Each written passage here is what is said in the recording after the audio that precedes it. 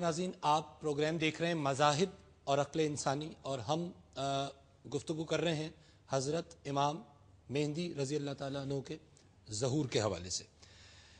اچھا ڈاکٹر صاحب، یہ جو ہم نے ابھی ویڈیو بھی دیکھی، کچھ نشانیوں کا یہاں ذکر ہوا، یعنی اوورآل اگر دیکھا جائے تو جو انحطاط ہے معاشرے میں اس کو بیس بنایا گیا مختلف اینگل سے۔ بالکل صحیح۔ تو یہ کیا ہمیں احادیث کی روشنی میں یا قرآن پاک کی روشنی میں ایسا کوئی کلو؟ اور میرا اس سے پہلے انفیکٹ ایک سوال ہے، کیونکہ ڈسکشن آیا ہے کہ قرآن پاک میں کئی لوگ یہ سوال اٹھاتے ہیں کہ جی قرآن پاک میں ڈائریکٹلی ذکر نہیں ہے حضرت امام مہدی کا، اور ظاہر احادیث میں ہے، تو اس بات کو کس طرح دیکھا جائے؟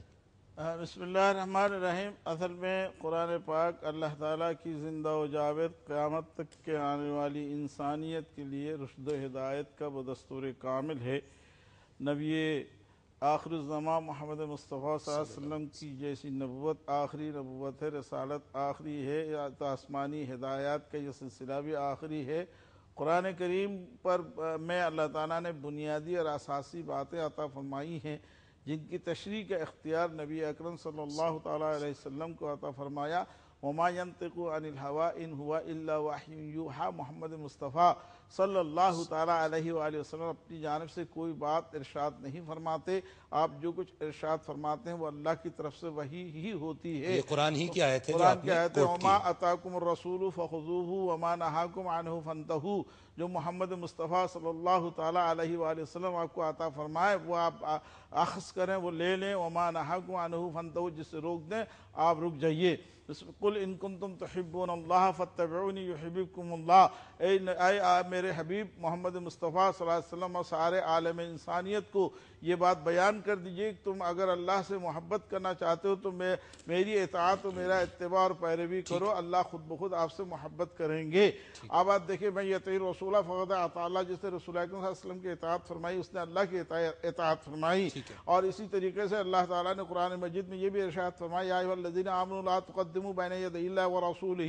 اے ایمانو، اللہ اور اللہ کے رسول کے، یہاں رسول اللہ صلی اللہ علیہ وسلم کا بھی ذکر ہے، اللہ اور اللہ کے رسول کے حکم سے آگے ایک قدم بھی مت بڑھاؤ۔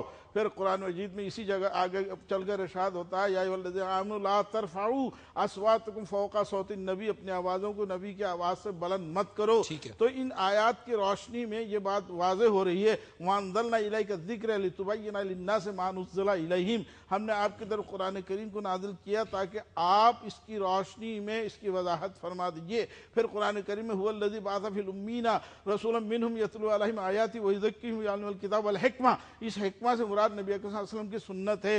حضرت عبداللہ بن عباس رضی اللہ تعالیٰ عنہ، عبداللہ بن مسعود رضی اللہ تعالیٰ عنہ کی خدمت اقدس میں ایک محترمہ تشریف لائیں اور یہ فرمانے لگی، اے عبداللہ بن مسعود، آپ نے یہ بات بیان فرمائی ہے کہ اللہ تعالیٰ نے لعنت فرمائی ہے ان خواتین پر جو گدواتی ہیں یا واشمات اور مستوشمات کا لفظ آتا ہے۔ میں نے قرآن کریم کو بارہا پڑھا اور اس میں یہ بات کہیں مجھے نظر نہیں آئی۔ حضرت عبداللہ بن مسعود رضی اللہ تعالیٰ عنہ نے ان سے مخاطب ہو کر یہ فرمایا، کیا آپ نے قرآن پڑھا؟ کہ ہاں میں نے قرآن پڑھا، اور بار بار پڑھا؟ ہاں میں نے بار بار پڑھا۔ اس کے باوجود تمہیں وہاں یہ بات نظر نہیں آئی؟ تو آپ نے یہ آیت بھی پڑھی، وَمَا آتَاكُمُ الرَّسُولُ فَخُذُوهُ وَمَا نَهَاكُمْ عَنْهُ فَانْتَهُوا۔ محمد مصطفیٰ صلی اللہ تعالیٰ علیہ وآلہ وسلم جو بات ارشاد فرماتے اس پر عمل کرو، جس سے روک دے اسے رک جاؤ۔ اس سے بات ثابت ہوتی ہے کہ قرآن کریم اساسی کتاب ہے، ہدایت ہے، حدیث اس کی تشریح ہے، اور قرآن حدیث کے بغیر ہم اس وقت تک نہیں سمجھتے جب تک حدیث کا سہارا نہ لیں گے۔ آپ دیکھیے، وَأَقِیمُوا الصَّلَاةَ، نماز قائم کرو، نماز کی ساری تشریحات حدیث میں ملتی ہے۔ وَآتُوا الزَّکَاۃَ، زکوٰۃ ادا کرو، اس کی ساری تشریحات بڑا اہم نقطہ ڈاکٹر صاحب آپ نے اسٹیبلش کر دیا کہ یہ بات واضح ہو جاتی ہے کہ جو بات قرآن میں اساسی طور پر آئی ہے وہ نبی اکرم صلی اللہ تعالیٰ علیہ وسلم نے اس کی وضاحت سبحان اللہ۔ ڈاکٹر صاحب، قرآن تو ویسے بھی 6000 سے زائد علوم کا سرچشمہ کہا گیا ہے اس کو، تو ظاہر ہے، اور it makes perfect sense as well. یہ تو ایک تو اللہ نے کہا، ظاہر ہے اس کا سینس ہوگا، اگر ہمیں سمجھ نہیں آ رہا تو پھر ہماری کوتاہی ہے، کم عقلی ہے۔ تو از دیٹ ٹرو کہ یہ بالکل یہ جو کی ہے وہ تو ہمیں قرآن مل گئی، اور پھر ظاہر ہے رسول پاک علیہ السلام اس کی فردر ایکسپلینیشن ہمیں دیتے ہیں۔ جی ہاں، اللہ تعالیٰ نے قرآن مجید میں فرمایا ہے کہ اس میں ہم نے کوئی چیز نہیں چھوڑی۔ ٹھیک۔ اس کا مطلب یہ ہے کہ ہر چیز کا اس میں ذکر ہے. ٹھیک ہے. اگر بظاہر ہم کو ایسا معلوم ہوتا ہے کہ اس میں ذکر نہیں ہے تو ہم نے ابھی تک اس کو سمجھا ہی نہیں. ٹھیک. کیونکہ اللہ تعالیٰ کا فرمان ہے جب اس میں کوئی چیز نہیں چھوڑی تو ہر چیز موجود ہے. جی ہاں. ٹھیک. اب اس کو سمجھنے کی دیر ہے. یہاں پر ایک یہ پوائنٹ ہے کہ جب یہ قرآن مجید نازل ہو رہا تھا تو بہت سی چیزیں ایسی تھیں اس زمانے میں کہ اگر وہ نام لے کر ذکر کیا جاتا تو شاید اس وقت کے لوگوں کو سمجھ میں نہیں آتی کہ کیا چیز ہے.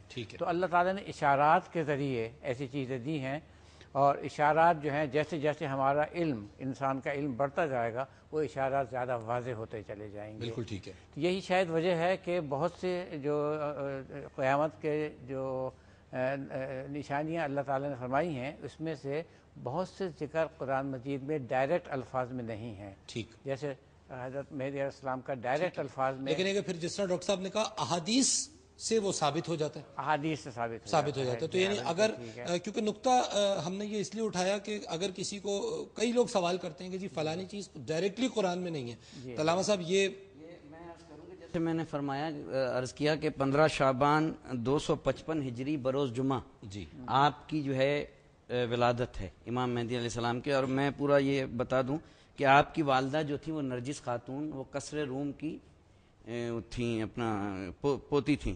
اب آپ کا غیبت صغرا 5 سال کے بعد شروع ہو جاتا ہے. جی. یعنی 5 سال کے سنہ امام مہدی علیہ السلام کی 260 ہجری میں، اور وہ 70 سال تک جاری رہتا ہے.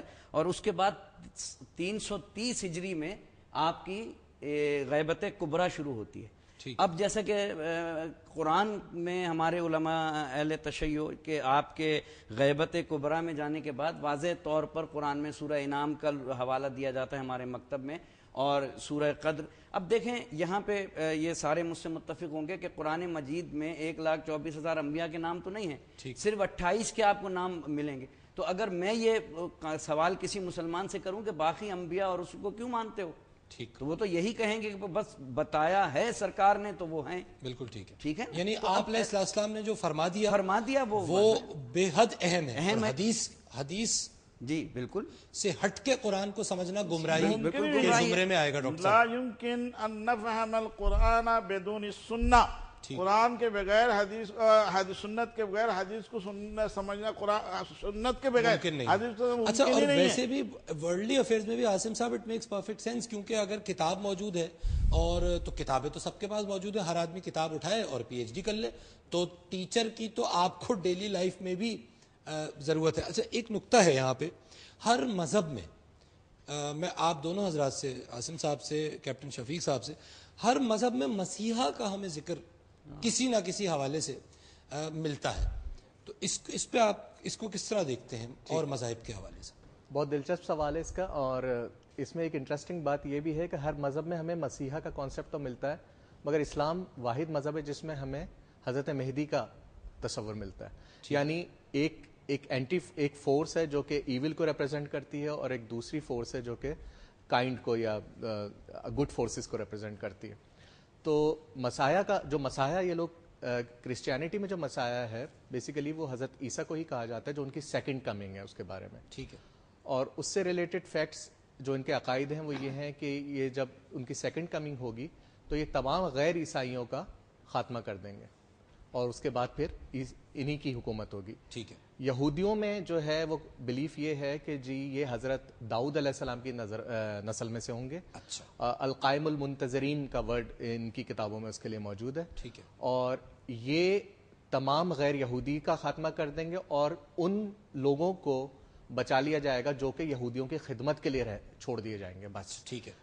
اور ہمارے مذہب کا تو ہمیں پتہ ہی ہے کہ جی ایک حدیث سے ثابت ہے، جیسے کہ دونوں حضرات نے ذکر کیا، تو اس پہ مزید تفصیل ذرا میری طرف سے اضافہ ذرا وہ نہیں ہوگا. ٹھیک ہے. ہاں مگر یعنی مذاہب میں ادر دین اسلام جو مونوتھیسٹک ریلیجنز ہیں، ابراہیمی مذاہب ہیں، ان میں کسی نہ کسی حوالے سے ایک مسیحا کا، ایک نجات دہندہ کا، ایک ریڈیمر کا ہمیں ذکر ملتا ہے. میں کیپٹن صاحب کی طرف آنا چاہوں گا، لیکن ناظرین it's a very interesting discussion. ہم کچھ فیکٹس کو جو ہمیں مختلف حوالوں سے ڈیٹا ملتا ہے اس کو ایکسپلور کرنے کی کوشش کر رہے ہیں، اور ڈسکشن کا آبجیکٹو کسی بھی کنکلوژن پہ اس سینس میں پہنچنا نہیں ہے کہ ہم کسی ایک نقطے کو صحیح مان لیں باقی سب کو غلط مان لیں دین اسلام کے حوالے سے، لیکن ہم آپ کے سامنے فیکٹس پریزنٹ کر رہے ہیں اور آپ کے لیے سوچ کی نئی راہیں کھول رہے ہیں۔ ایک وقفہ ہمیں لینا ہے، ہمارے ساتھ ہی رہیے۔